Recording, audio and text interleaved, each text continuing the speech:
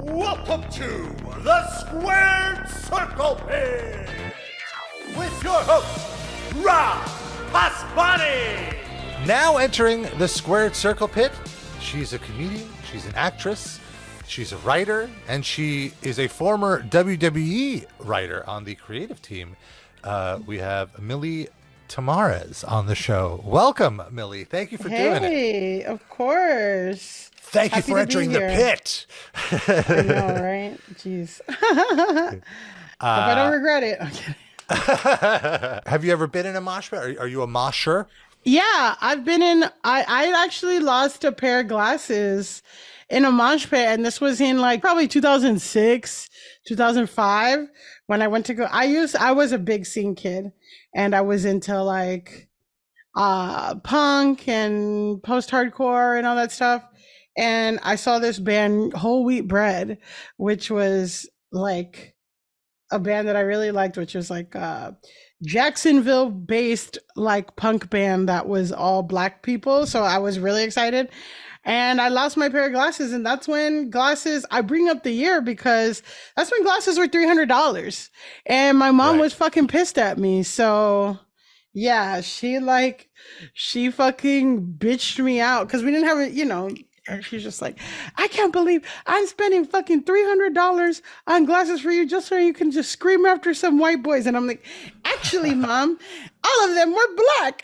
And she's like, ah! So yes, that's not that fine. Yeah, I know. And okay, so I'll say this. My friend kept pushing me into the mosh pit and I would go with it. Or like, I guess technically skank pit. And you just got to go with the flow. You can't fight against the current. And I would have fun, whatever. But then I pushed my friend into the mosh pit after she had done it to me like 15 times. I finally pushed her and she just fell like completely, like her body went limp and she just fell. And then it like caused like a jam and everybody fell and toppled her. And then in reaching to get her, that's when my glasses fell. And then I just had the mangled pieces left. And that is one of the times, or the worst time that I was in the mosh pit. But usually I can hold my own. Okay, that's good. I imagine so. What are some of the bands that you were into or still are into? Yeah, I was into Chiodos. I was into Senses Fail, The Used, Reggie and the Full Effect. I was just very much like a pop punk girly. I remember like I got on LimeWire the demo album to Panic at the Disco, which I liked it better than what ended up happening because that first album, it was like way more like harder synth. And that's what I liked. I kind of think about it, even how I view like anime or jazz or like, cause okay, like I like metal inspired stuff and I like things that have that metal, like take elements of metal, but just hard metal. And just like anime, I'm like, I like anime inspired stuff, but just like pure anime, like that's hard for me. I can't do it. And then jazz too, like pure jazz. I'm like, I don't know, but like jazz inspired stuff, I love. So yeah. You're more of a vibes person. you dig the vibes. Yeah, I like where people take elements and like genre melding is more exciting to me than like I just feel like a lot of stuff can feel monotonous, So I like the bands that I like, I look back and I'm like, oh, I enjoyed these bands, but like their vocals were doing something interesting. They were harmonizing. They were doing, I love Paramore. And the reason why, Paramore, I feel like is very popular, especially among Black people, is like, it's R&B vocals to a pop punk or a alternative sound. So that's what she said. She specifically said, like, I take my vocals from R&B, but and like that kind of excites me. Nice. And also Blink-182. Yeah, I love Blink-182. Where did you grow up? South Florida. Oh, okay. So yeah, I did not. So it was hard. Like, I think, I was talking on another podcast about like, they were like, what's the first fandom you participated in?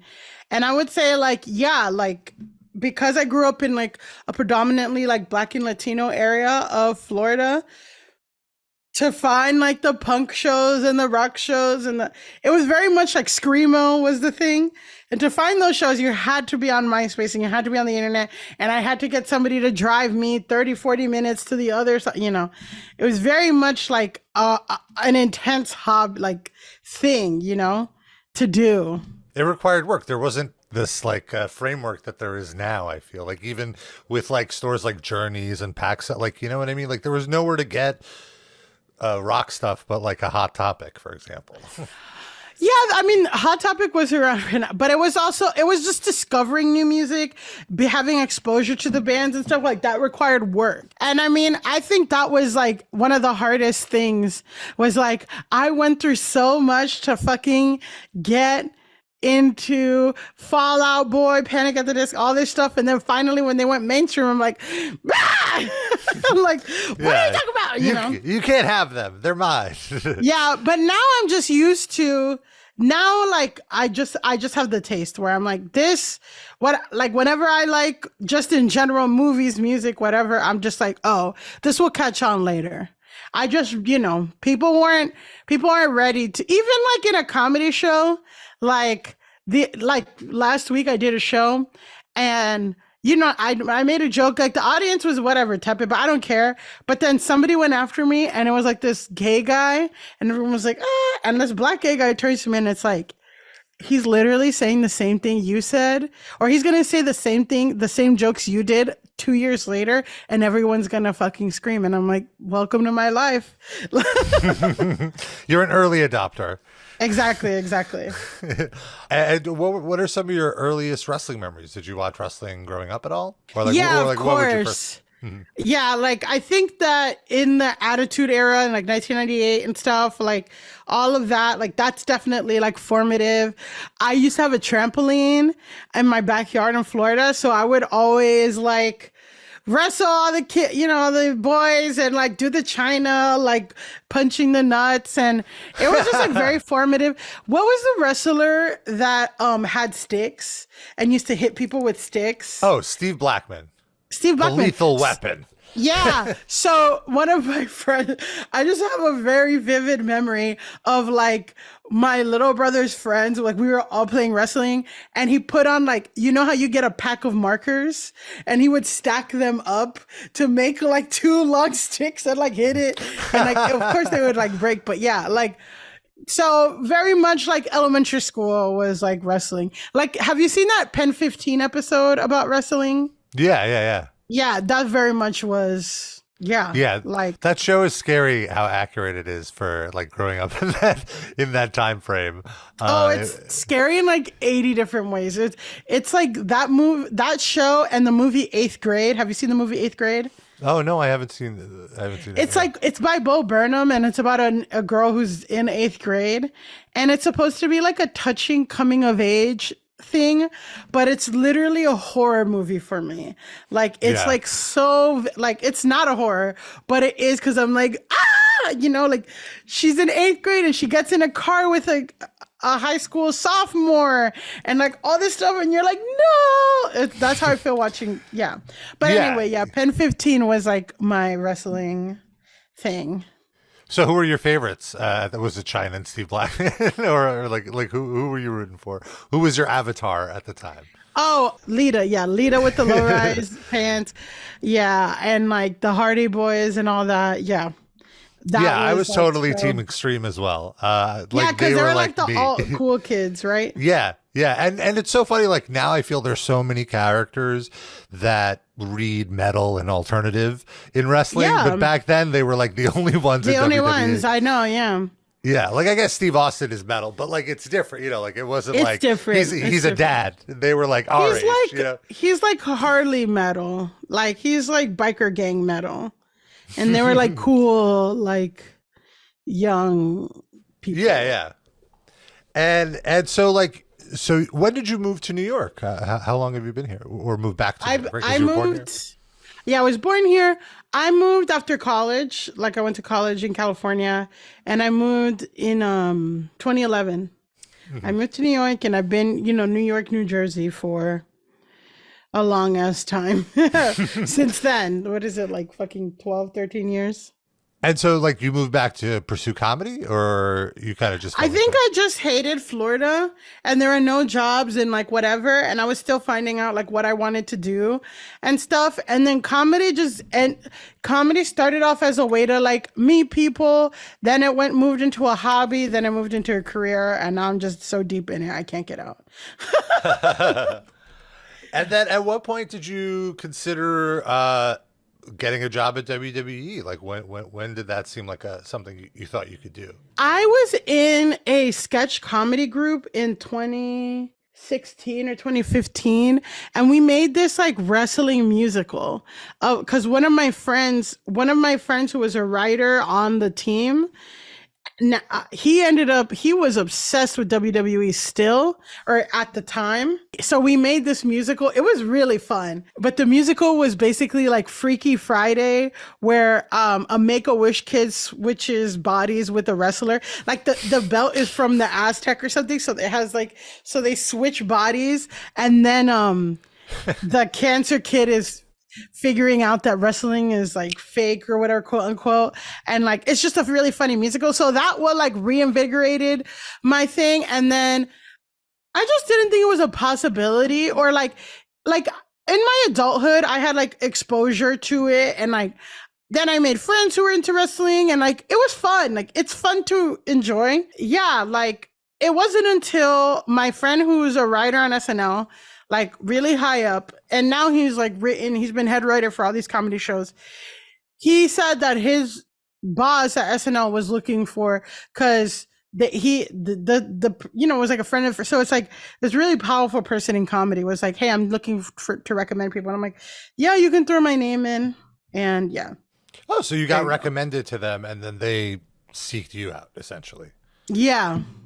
Or yeah. And like, I'm not gonna get too much into the process, but it was not an easy process.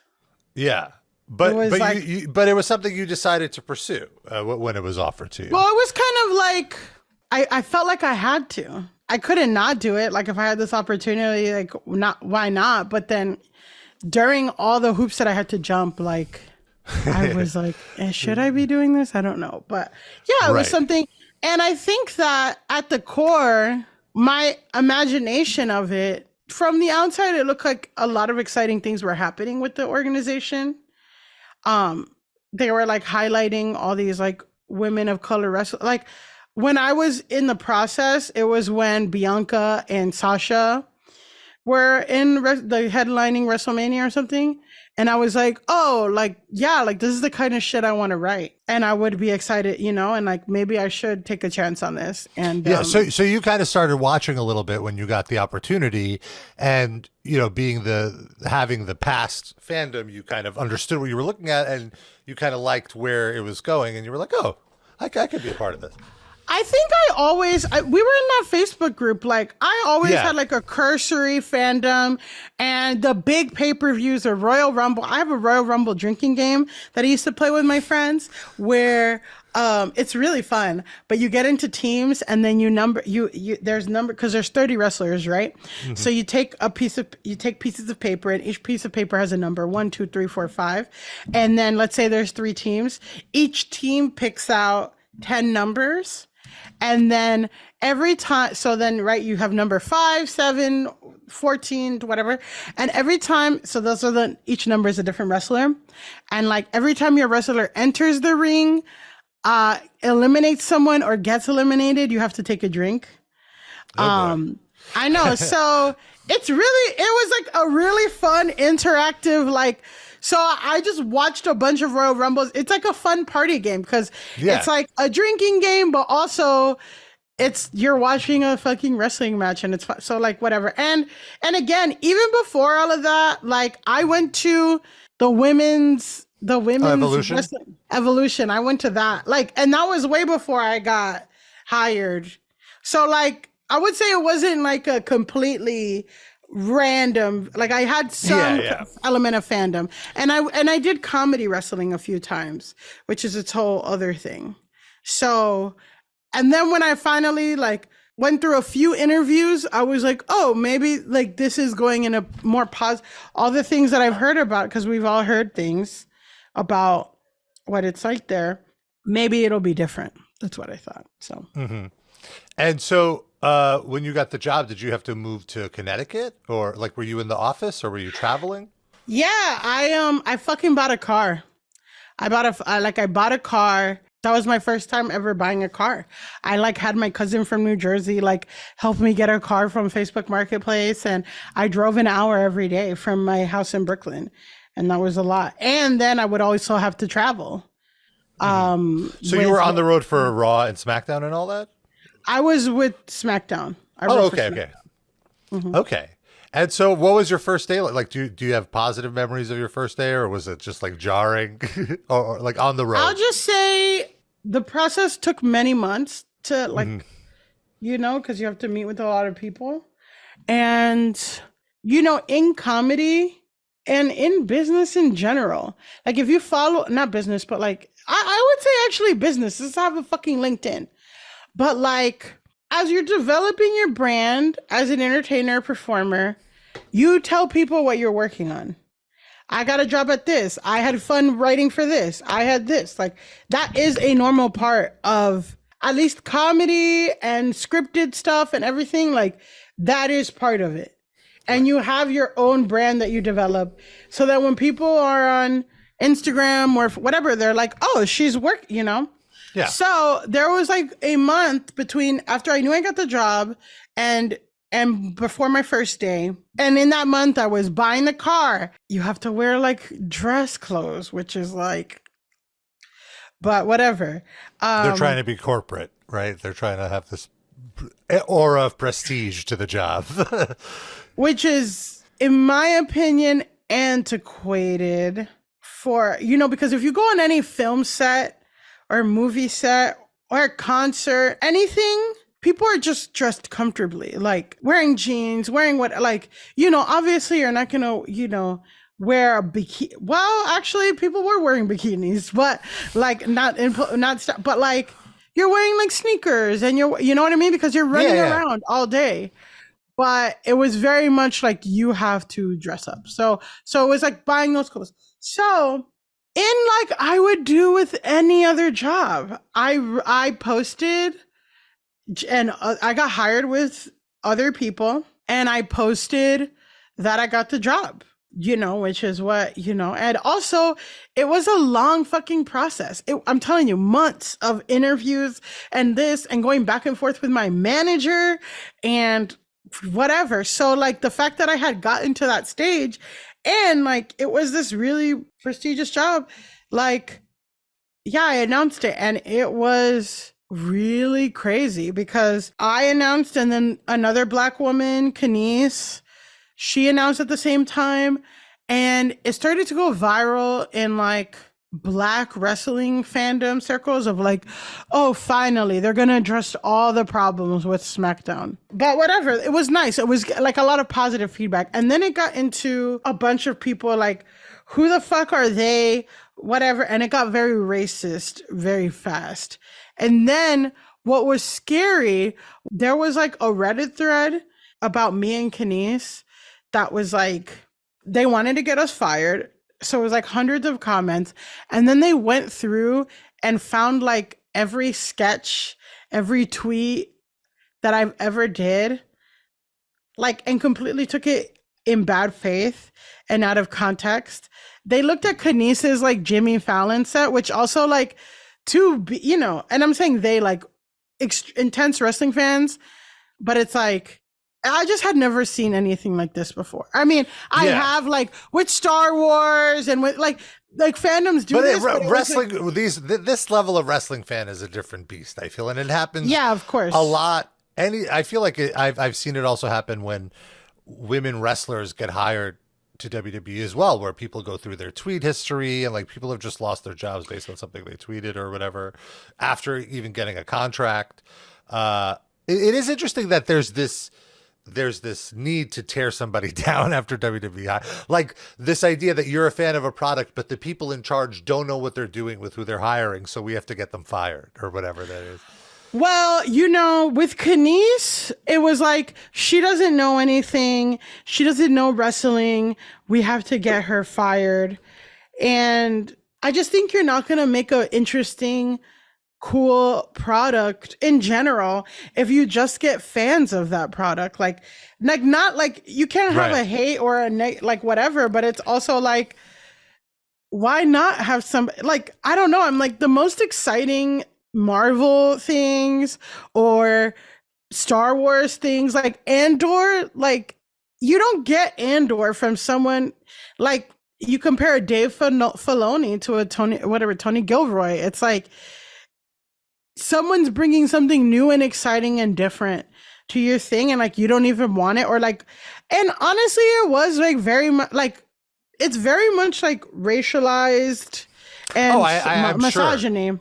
And it's like, oh, you don't deserve this, or like they're just giving it to you because you're a black woman, and this, and it's like, no, like I've had to jump like for like any of the accomplishments that we had to get to even get WWE's attention, like versus like the white counterparts that have gotten the job, it just doesn't compare. You know, again, we're talking about like people who have never written an episode of television in their life, like white guys, and they just skirt. And that's also why, like, since everything that happened at WWE, like for me, I mean, and I'm not going to get into it, but it's like, I have no tolerance for like any cancel culture shit. Cause it's like cancel culture happens actually to like black women, to gay people all the time. But it's the, you know, people are like, oh, you can't say anything about it anymore. And like, there's like this vitriol. Oh, so when you're saying you're against the cancel culture shit, you mean you're against like people being like, oh, now this guy's being canceled. Like that's what you're against. Like, yeah. Well, what I'm saying is usually cancel culture, when talked about, is about a white man in power, like a Louis C.K. or Matt Rife or all these people or who Vince are McMahon fucking. In this point. Well. But ultimately they're gonna be fucking fine. They have power. They will always whatever. They have, and no one's taking their money away. And like they rarely actually get fired. But what I'm saying is cancel culture, people of color get fired when they stand up for them. You know what I'm trying to say? Like, yeah. No, like it's not the people who take the space and suck the air out of cancel culture, or even like when we're talking about leftist politics and right politics, like people on the right are always complaining about cancel culture, but they're the ones who perpetuate cancel culture more than anyone. Like that I know, like, you know, because I had this sketch that I made in 2016 where it was like this TED Talk.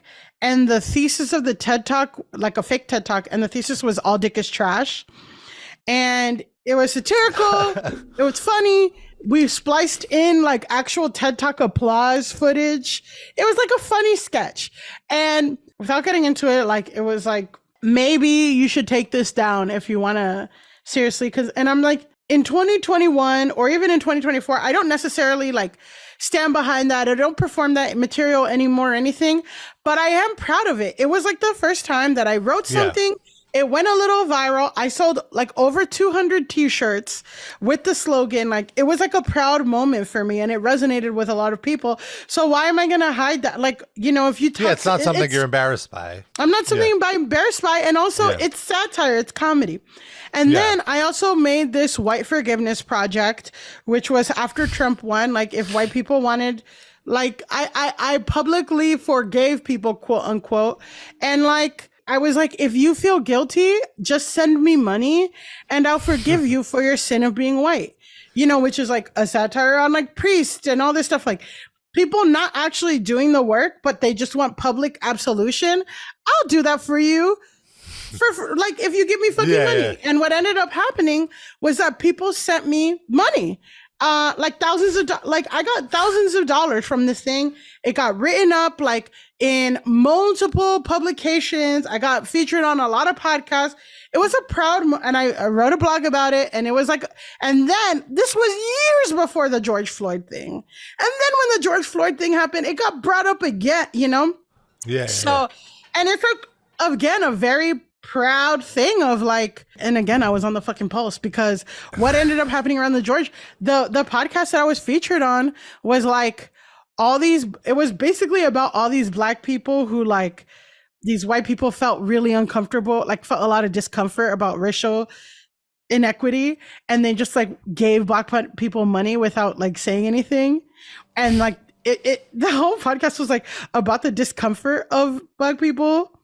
And then they go to me and I'm like, I've been doing this for years and here's my blog and here's my thing. And this, again, trendsetter. And so those two things I'm very proud about, whatever.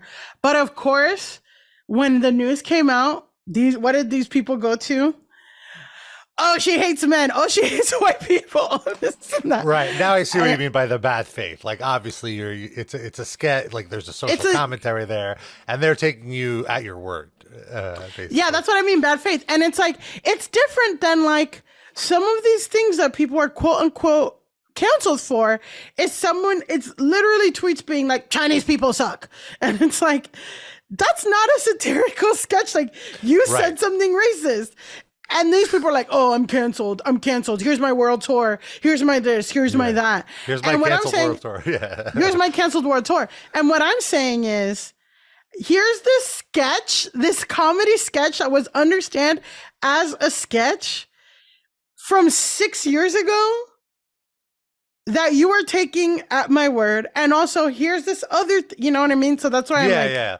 And really, like, if you talk about it, Kenise, she did get canceled. Like, basically, you know, and she did. Just to add a little context, she went on an interview, and you know, I think her mistake, and I use the term like, I don't think she really made a mistake, but perhaps is like she gave too good of a clickbait headline to all of these like wrestling sites where they don't require you to know anything about wrestling. And then like Jim Cornette jumped on it. Like all these, again, bad faith people jumped on it as opposed to be like, this is why the writing on WWE is garbage, when it's very clearly not the writers at the time. It was the person in charge of the writers. Why I'm sharing everything is because there were people in looking with fucking fine-tooth combs through me and Kenise's life and had eyes on us to get us fired. Right. And I'm not going to go into specifics.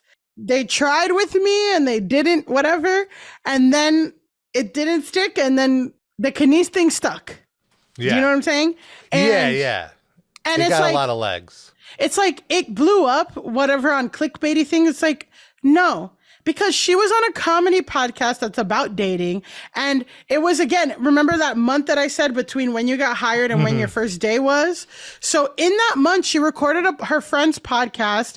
And again, like the standard is you talk about anything that you're working on. Because that's what the whole fucking point of a podcast. I mean, not necessarily, I don't know. But it's like a point of the podcast is you go on and you just talk about what you're working on. And if people think that you had a good interview, they'll follow you and they'll keep, you know, up with your shit. So a lot of the discourse or the dialogue in the workplace, because again, me and Kenise got hired at the same time, was like, why did she even go on the podcast to begin with? Or like, because that kind of self-promotion or this and that is antithetical to the tradition of kayfabe and all that bullshit, which personally, I think you need a little bit of something, like a kind of something, whatever. Cause I'm just thinking about Marvel or Star Wars and how they make and again, like it's not 100%, but you know, you keep shit secret for a little bit, but like something like that, I'm just like, I don't think it harms people to know that there are writers or that we're whatever. Anyway. I agree with you. And it's ridiculous that the writers don't get any credit. You know, they have to like later be like, oh, you know, I wrote that. People were looking and scrutinizing us in a way that I have never seen. And like, it would have been anything. She could have said anything. Yeah. And people would have latched onto it. And they don't know about wrestling. It's like, who fucking cares? Like, you just don't see somebody who, again, a Marvel thing, like a writer that doesn't know anything about Marvel. I'm just like, who cares? Like, what is the end product? And let's bring something new and exciting. And it's a bummer because it's like you're starting on this shitty note, right? Like your first day, you're already on like pins and needles because of all, like, you're being stalked. Exactly. And it was a first for me because I've always gotten like hate comments. You know, that's sadly a part of being a woman on the internet. But the ire, the anger, the like inaccuracies, the death threats, the like, you fat fucking bitch. I'm like, because I got hired on a show that you like, what? You want to kill me because I like got this job that I interviewed 7 times for in 4 months? Like, bro, and I'm like, you can literally do like, you want to do this? Like, come fucking do this job. Like, like it's whatever. It's hard. I imagine it was probably one of the hardest gigs you've had, right? Like in terms of a writing gig, or how would you classify it? I would say it was difficult, but not maybe in any ways that you're thinking. Yeah, it's just kind of a bummer because it could be a really cool job and you could do a lot of cool things with it. But I just think that people have to be ready, like, you know, and you have to be able to take risk and go into different directions. And this is just a general note. But if your idea of peak storytelling stops in the 80s, you have missed out on like new exciting ways to tell stories and all this stuff. And also it just like that experience is like, it really is important to have safety in a writer's room. Like a safe in terms of like, yeah, I can experiment. I can throw this crazy idea out there and it's going to be like, people aren't going to be like, that's a stupid fucking idea. You know, like that is something now that I look for, which is something that was something that I learned. But what's your awareness of Housewives? I haven't watched it, but I have a passing familiarity with it just from like seeing it in pop culture. I just feel like Housewives, and if I could, and what I wanted to do, but if people aren't ready, people aren't ready. But what I wanted to do, literally Housewives is the best example of something that a good wrestling show to me could do. Mm-hmm. And it's like there's a cast, and 1 week it's 2-on-1, 1 week it's 1-on-1. They have longer term beefs from 10 years ago when you said that this person slept with your husband. They drop it to focus on someone else. Like literally, and nothing like in a dinner conversation, it'll be Whitney and Heather. It'll be a battle royal. Well, no, it'll be like these two girls, and then they're like, okay, let's drop it. And then this one will be like, well, Meredith, now I want to address, and it's like literally that fight ended, we're starting a new one. And then we'll go back to the first one. And then it's this and that. And then it all come, and I'm like, that's exciting. Like, and then some of the fights are like, it's just exciting and fun. And it's like just a different way of telling female characters that aren't about like, that aren't, you know, in many ways empowering, in many ways not, but like, that's what, you know, I was excited, and I'd be like really excited to, and kind of feel like the reality show was the WWE reality. I mean, they couldn't do it based on like, but if there was like, if I was the next CEO of WWE, like I would intermingle like reality show timelines with matches and all that stuff. Like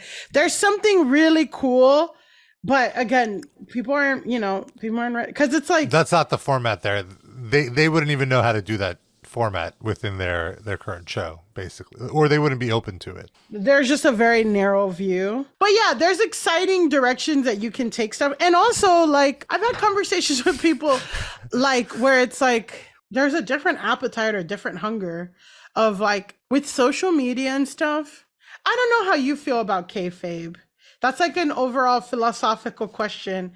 You may be more as a wrestling fan, but I'm just like, to me, I'm like a movie, for example, like Zone of Interest, like that's a movie that's going to win an Oscar. And like hearing how they did the camera work and the costuming and all that stuff, like that's interesting. That's not going to take away. It's probably going to add to when I actually watch the product, you know, because I know that it's not whatever. Yeah. So that's just what I'm like kind of grappling with. I'm not so much a deep wrestling fan.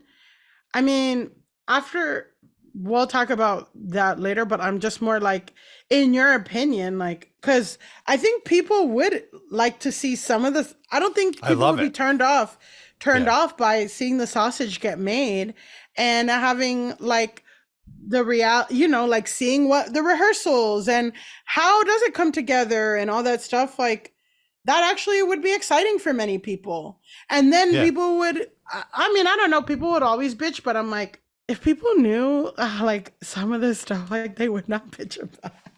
Or you know, whatever. But like how certain things led to what they led to, you would. Or even like there are people who would ask me rumors about or something, or like, oh, I hear that you guys do this insane thing, and it's like, well, actually, there's like a really nuanced reason for that, and it makes sense in this like context, but out of context, it sounds crazy. So it's just stuff like that. But I guess my question is like, and also people just like reality TV like now more, whereas like maybe when WWE started, it wasn't a thing, you know, or even when wrestling started, but like now it's like people do like seeing that and like behind the scenes. I'm like, do you think kayfabe is an important part of having a successful wrestling property?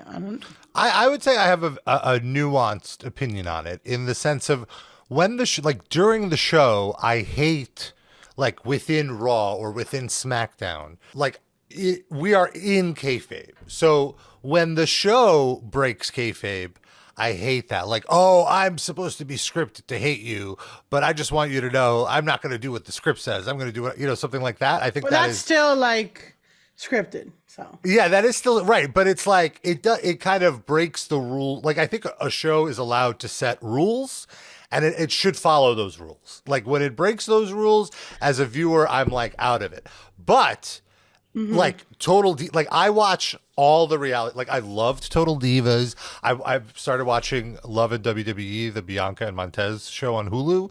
And the reason I want to watch them is because, like you said, I'm craving this behind the scenes stuff. Like I want to see what they're like right before they come out, and it would be incredible to see what the writing room is like. You know, that process. Obviously, they're never going to show that part. They don't want anyone to know that. But I love all the behind the scenes stuff. I'm so curious about just the production, like how they decide what the set is going to be like, or you know, the like art direction and all that stuff. And, it's I really agree. Cool. Their WWE is top of the line broadcasting. Like I don't know any other, like I watch NFL. I don't watch sports, but like I'll tune into them and I'm like, oh, their graphics are pretty like basic compared to like all the fancy stuff. Like they're top of the line. So I'm always fascinated by that stuff. And I think there's a huge place for it. And I agree with you that like they would draw in more casuals if people kind of understood just what has to be gone through to do. Like I would love to see like a Money in the Bank rehearsal, how they put together a match like that, you know, like I worked during Money in the Bank. It was really fucking cool. What I was gonna say, that's what I mean though. I'm like, obviously, but again, like you're getting something like Star Wars or The Mandalorian, like of course during the thing they're not gonna say you're not an alien, like obviously. But every time that there's a Marvel thing or whatever, there's an hour special that shows you how they came together, and then it makes it more impressive. Like WandaVision, that's something that I thought of, where it's like when you find out that actually when they were in the 1950s portion of WandaVision, they did perform it in front of a live studio audience, and they made the live studio audience dress in 50s clothes to make it feel more, so that they were like, I'm like, that is so cool, you know? And I do think that there can be some, I guess that's more my question, is like the vitriol and the hate that people got, or like even how some people within the company reacted to like any kind of exposure to the process which is why, like, again, like, I'm not going to get into their process because that's their right, whatever. And I'll just talk about like things outside of that. But like, I'm just saying, like, it could make for really engaging television and really engaging Absolutely, things. But yeah. like, it's just weird. It's like a weird like double standard or dichotomy with wrestling in general that I just can't understand, like wrap my head around, where it's like everybody knows it's quote unquote fake. Like, what does that even mean anymore? Because like these people really are fucking injured and they do get CTE and they get like, so it's like, what does fake mean? Like that it's pre-planned or something? Like, who cares? Like, but it's, so everyone knows that. So then it's like, so why are we hiding? Yeah. Who knows? I'm sure it's maybe now that Vince is gone, they might feel differently about it. But You can shit in one hand and wish in the other and see which one fills up first. And that's just a general thing that has nothing to do with anything. well, I want to ask it, how comfortable you feel responding is up to you. But obviously, these allegations came out. This big lawsuit. Vince resigned. When you heard about it, was your response surprised or more like, yeah, that tracks, or somewhere in the middle? I mean, I don't know anybody who would hear about shit play and be like, Right, yeah, like that. like, that's yeah. pretty fucking gross. That aspect, I think everyone is surprised by. Like when you nuts. when you get to the details, but like just the overall idea that he hired a woman who just was his girlfriend and whatever. Like, what you saw of the culture, was that something that surprised you, or that seemed to track for the culture in the company? My general, not specific, not litigious answer is that patriarchy and sexism and racism is very, very, very strong, and it's in society and in everything we do, really there. And unless you're actively fighting against it or like creating protection against and like thinking about the safety, it will always come to the surface. And, it's up to the listener to see if any organization they're thinking of is making steps against that. And Right. yeah. So I hope that answered your question. In a way, yes. In a way, it Yeah. did. But I understand how you're limited in what you could say here. I just don't want to get sued. Oh my God. And so how long were you there, and what was like the moment where you decided it's time to move on? I was there for just under 3 months. Mm-hmm. And I can't get into specifics about what happened.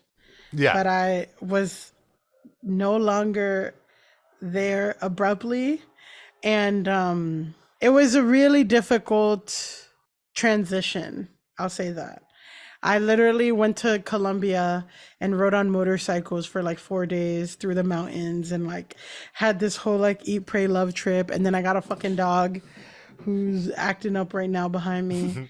And yeah. So I see what you're saying. So 3 months seems, it feels like that's a job that has a high turnaround rate, right? Like those writers can only stand that for so long. You'd think, and then there's people there that are there for like years, so I don't know. But you get burned out too. Like you're going into office, you're traveling. It's a lot. Like it's really hard to have any kind of balance. Yeah, I totally. And now that you're kind of out of it, do you still appreciate wrestling, or is it the type of thing where you need a full like you needed to cut it off? It's so funny. I mean, if you made you can easily make a movie about all of this. My whole experience from like getting harassed online and then all this stuff. And then my fucking Colombia trip. I went to Colombia to like whatever. And I was like insanely depressed. And I got this fucking dog. And I had a friend who like soon after I stopped working with WWE invited me to an AEW event, in New York City. Mm-hmm. And I was going to go, but the idea of like being there and having some fucking blogger write about me or anything.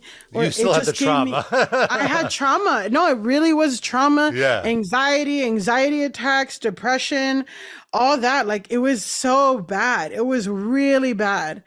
It was really, really bad. I couldn't do wrestling. I couldn't enjoy. I couldn't see. And then one of my really good friends actually started wrestling, and she would always. She's really great, Sarah Boatwright or Sassy Boatwright. I don't know. Oh if yeah, you, yeah. we were in an improv group together. We were very close. Like, and she would always invite. But it's just like it was just kind of like as I was pulling out, she was getting in, and like I just feel so guilt. Like I couldn't do anything with wrestling. I just couldn't, I literally had really bad anxiety, really bad stress, like all this stuff. It was so depressed. It was like terrible. And I went to Colombia, got a dog, whatever. And I really had a really hard time, and I couldn't do anything wrestling. And then I went on a solo trip to Mexico City, like by myself, and I bought like lucha tickets, and I was like in the front or second row of this little janky like lucha thing. And the storylines, the women wrestlers, like none of them were like super fit. It was really fun. And it was like, none of them had like super tight, like rock hard, like, but they were fucking good. And there was a gay character that was doing fun shit that would have never like all this stuff. And I'm just like, yeah, this is what wrestling. And I'm like, I don't know any of these fucking people. And it was filled with tourists, like having fun. And you could get a bunch of beer. And it was only like, I was in the front row and it was $18 tickets. And I just was crying. Like I had tears in my eyes and I was crying. I'm like, this is so beautiful. Like, this is what wrestling should, and it took that whole thing. And like, now I still like, it's not like I suddenly like jump back into like wrestling or anything, but like, definitely that was like a whole experience for me of like, yeah, like this is what I liked about it. And this what was fun. And like these bad experiences in general with the fandom and everything, like kind of took that away from me for a while. But yeah, like that's really awesome that like the lucha libre is where you rediscover, because like you said, like you went in cold, you didn't know any of these characters, and with good wrestling you don't need to, like everything is explained in the ring. You don't need to. And like, you can, again, just like a Housewives thing, it's like, it's extra if you've watched all the seasons, but you can jump in and be like, holy shit, and like a good package will bring you up to speed. But obviously this lucha thing didn't have it. You're at the end of the day, you're watching people in costumes like kind of beat the shit out of each other, and that's always going to be fun. Awesome. Well, thank you so much for giving me your time. This has been so enlightening, and I'm very thankful you were able to share what you could. And I understand why you wouldn't want to share other stuff, because you don't want to be harassed either by fans or by businessmen and high power attorneys. Yeah, I wish everyone the best. And like, are you glad you did it, or would you if you go back you would have not done it? That's a complicated question. Yeah,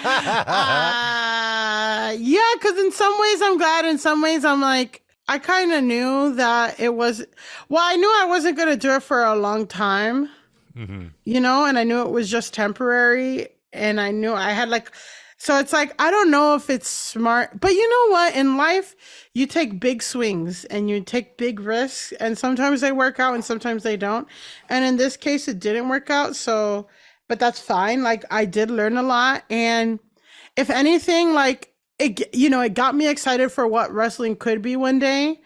And, I think that I still have hope that it could be that, like, with a union, in general, with unionized workforce, with like a good writing team that's empowered to do a lot of stuff, like it could be as good as Marvel and I keep bringing up Marvel and Star Wars because that's just that's something where it's like a bunch of characters and they interact and you can see them on their own and this and that, and it's rewarding to keep whatever. And I'm like, it could be that, you know? Yeah. You know, in general, not just WWE, I'm talking about in general. When people are empowered and when you're just thinking about like getting outside the box narratively, you know? Yeah, I mean, I just would love to have even just a housewife show where, because like sometimes it does get to violence, but like they'll fucking like sue each other. So I don't know. There's just this one season with Potomac where this one girl was being so fucking annoying to this other girl, and she was annoying. And then she's like, what are you gonna do, punch me? What are you gonna do, punch me? What are you gonna do, punch me? And she finally did, and it was so rewarding. But then that girl fucking went crazy and like whatever, and then she got kicked off the show and stuff like that. And I'm like, like how fun. Like I get it, you know, you're on a reality TV show, you don't want to get beat up, but like I guess that's literally like, I mean, a lesser quality show on Zeus is called Baddies, which is like a rethink of Bad Girls Club. But that's essentially what it is like they fight in every episode. And it's like, if we could do this in a ring with whatever, but have these same storylines and have these same conflicts, I don't know. There's something there of a reality show. I totally see what you're totally right. Yeah. There's a huge crossover there. Yeah, like the end of each episode is one match, like kind of like the Ultimate Fighter. I'm guessing you never watch it, but it was essentially like a reality show where you get a UFC contract. I mean, it was men. I think they had a season with women, but like, what if you just made it even like more dramatic and like less sports, more drama? Is kind of your or I'm like, oh, maybe it's a house situation and like.